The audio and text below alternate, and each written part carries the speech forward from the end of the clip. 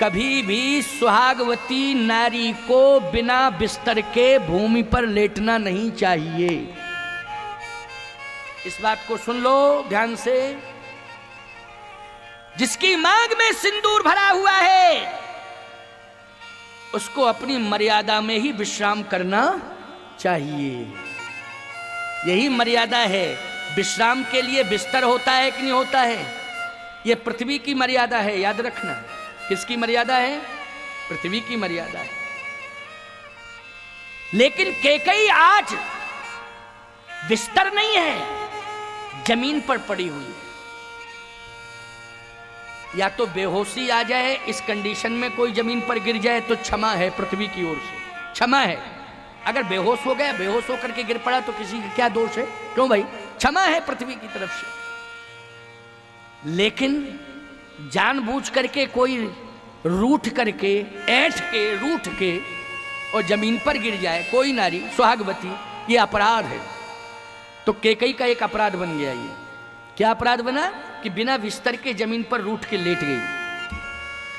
दूसरी बात क्या है कि पतिव्रता नारी का एक धर्म कहता है क्या? कि पति आ जाए तो उसे तुरंत जो है खड़ा होना चाहिए। यह पतिव्रता नारी का लक्षण है। और पति को बैठने के लिए स्थान देना चाहिए। लेकिन पति की भी एक मर्यादा है कि पत्नी के सामने अपनी मर्यादा लेकर के जावे। समझ में बात आई कि नहीं? क्या लेके जावे? मर्यादा लेके जावे। जाना भी चाहिए। पति परमात्मा का स्वरूप होता है। संसार की दृष्टि में वो इंसान है, लेकिन पतिव्रता की दृष्टि में पति भगवान है प्यारे। इसलिए भगवान की जो मर्यादाएं हैं उन सारी मर्यादाओं को लेकर के जाना चाहिए। पतिव्रता की दृष्टि में वो इंसान नहीं है, क्या है? भगवान है। अगर इस तरह से पति पत्नी में मर्यादा हो जाए तो आज भी मैं चैलेंज के साथ कह सकता हूं कि राम हमसे दूर नहीं है, सीता हमसे दूर नहीं है, अयोध्या भी हमसे दूर नहीं है, अगर ये मर्यादा आ जाए तो। लेकिन ये सारी कंडीशन जो बनी है वो भगवान की इच्छा से बनी है। इसलिए कैकेयी ने उठ करके अभिवादन नहीं किया। महाराज ने कहा अरे होगा क्या इसको, पता नहीं कौन सा सदमा बैठ गया है। ये तो मेरा बहुत सम्मान करती थी, लेकिन आज हुआ क्या? तो महाराज पहुंच गए कैकेयी के पास। समीप में अंधकार है प्यारे। लेकिन जैसे ही पहुंचे तो सावधानी से सुनना, महाराज के मुकुट में एक मणि है। समझना इस बात को। प्रकाश कैसे आया? को भवन में जब अंधकार था तो कैकेयी कैसे दिखाई दे गई और बातचीत कैसे हुई? तो महाराज क्या पहने थे? मुकुट। क्या पहने थे? जल्दी बोलो। मुकुट। और मुकुट में क्या थी? मणि। और मणि क्या देती है? प्रकाश देती है। बोलो, देती है प्रकाश के लिए। तो महाराज मुकुट धारण किए हुए थे और जैसे ही महाराज ने प्रवेश किया कोप भवन में तो मणि के प्रभाव से कोप भवन में प्रकाश हो गया। हो गया कि नहीं? किसके प्रभाव से हुआ? मणि के प्रभाव से। तो किसी ने कहा कि कैकेयी क्या है? बोले भुवंग भामिनी। बोले ये सर्पणी है। अच्छा, महाराज के पास मणि है तो ईमानदारी से बताओ, मणिहारा अगर महाराज के पास मणि है तो मणि किसके पास होती है? बोले फणी के पास। और फणी किसके पास? बोले मणि फणी। दोनों का योग होता है कि नहीं होता है? अच्छा, क्या बढ़िया संयोग हुआ। बोले कोप भवन में महाराज मणि वाला मुकुट धारण करके प्रवेश किए हैं तो कैकेयी को भुवंग भामिनी कहा गया है, सर्पणी कहा गया है। तो बोले आज सर्पणी तो पहले से ही मौजूद थी, लेकिन आज मणि लेकर के वो मणिहारा स्वरूप भी पहुंच गया है। बोले महाराज दशरथ का, याद रखना। और सही बात मैं आपसे कहता हूं, सर्पणी से सब भागते हैं, देख करके भागते हैं कि नहीं? लेकिन सर्प प्रेम करता है। बोलो, सर्पणी से सर्प प्रेम करता है। अंधियारे में यदि आप प्रकाश लेके जाएं, वो वहां सर्पणी बैठी हो, नागनी सर्पणी, तो बोलो भागेंगे आप कि प्रेम करेंगे उससे? जल्दी बोलो, भागेंगे आप। लेकिन यदि सर्प होगा तो सर्पणी को देख करके पास में जाएगा कि दूर जाएगा? जल्दी बोलो। आप कहोगे महाराज कहना क्या चाहते आप? महाराज हैं क्या मुकुट मणि। मणि तो मणि, असली मणि सर्प के पास ही होती है। बोलो होती है कि नहीं होती है? नकली मणि किसी के पास हो जाए, लेकिन असली मणि किसके पास होती है? सर्प के पास ही होती है प्यारे। सर्प के अलावा किसी के पास नहीं होती है असली मणि। महाराज ने जैसे ही देखा तो महाराज पास में पहुंच गए और महाराज ने कहा, कहीं हे तू रानी रिसानी, हे रानी तुम रिसानी क्यों बैठी हो? कारण क्या है? मैं तुम्हें प्रसन्न करने के लिए आया हूं। तुम्हारा ये स्वरूप देख करके मैं डर नहीं रहा हूं, मैं तुम्हारे मन के मनोरथ को पूरा करने के लिए आया हूं। मैं तुम्हारी उदासीनता दूर करके प्रसन्नता का खजाना लेकर के तुम्हारे पास आया हूं। ये सारी उदासीनता तुम्हारी दूर हो जाएगी, ये प्रसन्नता का खजाना लेकर के मैं तुम्हारे पास आया हूं। कैकेयी ने कहा, पहले धैर्य पूर्वक हमारी बात सुन लो। हाँ सुनाओ सुनाओ। कैकेयी ने कहा कि मेरी नाराजगी का कारण आप समझे? क्या मैं समझा नहीं हूं, लेकिन तुझे प्रसन्न करूंगा, तू नाराज मत हो। तेरी प्रसन्नता के लिए मैं सब कुछ कर सकता हूं। कहू कही रंग कई अरे करई नरेशु, कहू कही नृपय निकासई देशु, कहू कहे रंग कहे करहु नरेशु, कहू कहे नृपय निकासय देशु। तू बोल, तेरी प्रसन्नता के लिए राजा को भिखारी बना दूं, भिखारी को राजा बना दूं। कैकेयी ने कहा, भिखारी को राजा और राजा को भिखारी? हां, तेरी इच्छा के कारण तू प्रसन्न हो जा। कैकेयी ने कहा, पहले मेरी बात सुन लो। राजा किसे मान रहे हो? कहा, अभी तक तो राजा मैं हूं, लेकिन मैं अपना राजपद राम को देना चाहता हूं, इसलिए वही तो प्रसन्नता लेकर के मैं आया हूं। तुझे प्रसन्नता का खजाना देने के लिए आया था, लेकिन तू को भवन में चली आई, पता नहीं क्या हुआ तेरे दिमाग को।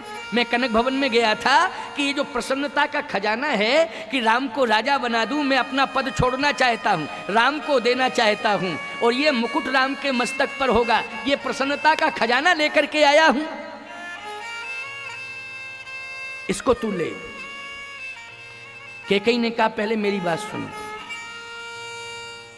आपने देवासुर संग्राम में 2 वरदान देने के लिए कहा था। हाँ हाँ कहा था। ये आप प्रसन्नता का खजाना अपने पास रखो, ये हमें नहीं चाहिए, आप रखिए। आप तो जो मेरा उधार पड़ा है उसको दे दो, उधार जो पड़ा है उसको दे दो। क्या पड़ा है उधार? दैन कहे मुझे 2 वरदाना। देवासुर संग्राम में आपने 2 वरदान देने के लिए कहा था। हाँ हाँ कहा तो था, आज मैं मांग रही हूं। दशरथ जी बोले, 2 वरदान, 2 के 4 मांग भर ले, 2 के 4 मांग ले, 2 के 4। कैकेयी ने कहा, फालतू की बात नहीं करनी चाहिए। देखो, पत्नी के सामने कभी भी ओवर लैंग्वेज में बात मत करो, इस बात का ध्यान रखो। कभी कभी कह देते हो अपनी तानाशाही के कारण और अपनी सीखाखोरी के कारण, और ना जाने क्या क्या अपनी डींगे हाँकते रहते हो, फिर बाद में पछताते हो। खबरदार, हमेशा वाणी का संतुलन होना चाहिए, चाहे पत्नी सामने क्यों ना हो, वाणी का संतुलन कभी खोना नहीं चाहिए। जब कैकेयी 2 वरदान की बात कर रही तो दशरथ जी कह रहे 2 के 4 मांग भर ले। अच्छा एक बात बताओ, ये आपसे डिमांड करें कि मुझे एक 5 तोले का सोने का हार चाहिए, 5 तोले का सोने का हार, तुम कहो केवल हार ही नहीं, 5 तोला की एक सोने की जंजीर चैन भी दूंगा। और सुन, चैन के साथ साथ चिंता मत कर, मैं तेरे लिए एक सोने का, बहुत सुंदर सोने का एक चूड़ामणि, जूड़े में बांधने वाला एक आइटम, वो भी दूंगा। और सुन, चिंता मत कर, तेरे लिए मैं बहुत सुंदर नौलखा हार बनवा के दूंगा, तू प्रसन्न हो जा। खबरदार, ईमानदारी के साथ बताओ, ऐसी महंगाई में आर्थिक फाउंडेशन गड़बड़ हो जाएगा तुम्हारा कि नहीं हो जाएगा? केवल पत्नी को प्रसन्न करके तुम संतुलन बनाना चाहते हो और तुम डिमांड पर डिमांड, उसने मांगा है केवल एक 5 तोले का हार और तुमने कह दिया है कि 500 ग्राम सोने के आइटम, 5 तोला नहीं 500 ग्राम सोने के आइटम, जमीन जायदाद सब बिक जाएगी कि नहीं बिक जाएगी? बोलो ईमानदारी से बताओ, जमीन जायदाद सब बिक जाएगी। पत्नी मांगेगी, डिमांड करेगी, लेकिन तुम्हें परिवार को चलाना है, आर्थिक संतुलन तुम्हारा बना रहे, इसके लिए बौद्धिक संतुलन की आवश्यकता है। बुद्धि से संतुलन बना के चलो।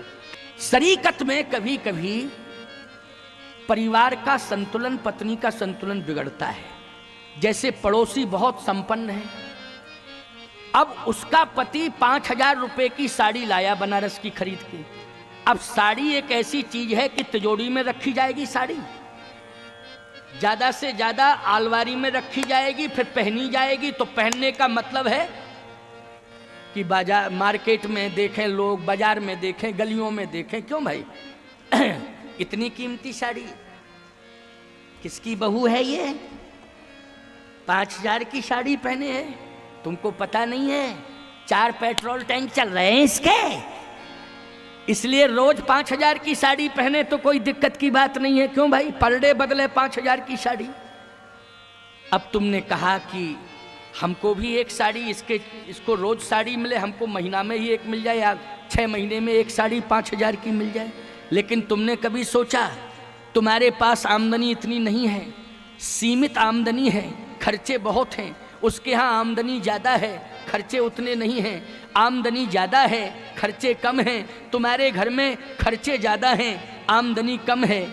अच्छा भैया, इस प्रकार से विचार करना चाहिए, तो विवेक में ये आना चाहिए कि नहीं, हमें किसी की शरीकत नहीं करना है।